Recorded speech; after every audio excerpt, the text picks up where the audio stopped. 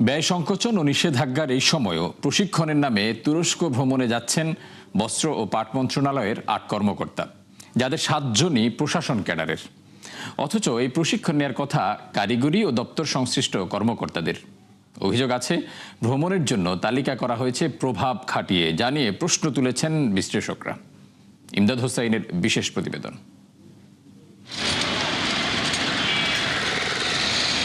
জনগণের সেবক বলা হয় সরকারি কর্মকর্তাদের, যাদের পেছনে প্রতি বছরই ব্যয় হয় বাজেটের বড় একটা অংশ। এছাড়া দক্ষতা অর্জনের জন্য দেশে বিদেশে প্রশিক্ষণ কিংবা সভা সেমিনারে অংশগ্রহণও নিয়মিত বিষয়। কিন্তু দীর্ঘদিন ধরে চলা আর্থিক সংকটে এসব নিরুৎসাহিত করা হলেও তা অগ্রাহ্য করছেন বস্ত্র ও পাট মন্ত্রণালয়ের ৮ কর্মকর্তা। ৭১-এর হাতে আসা নথি অনুযায়ী আগামী ২২ ফেব্রুয়ারি থেকে ২ মার্চ পর্যন্ত সরকারি টাকায় তুরস্ক ভ্রমণ করবেন ওই কর্মকর্তারা।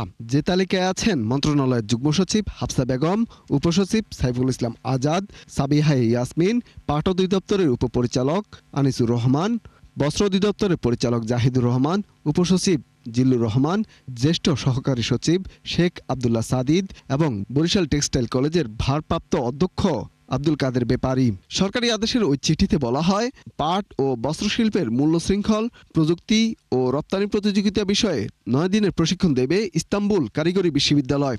অথচ প্রশিক্ষণ নিতে যাওয়া বেশিরভাগই তার আওতার বাইরে।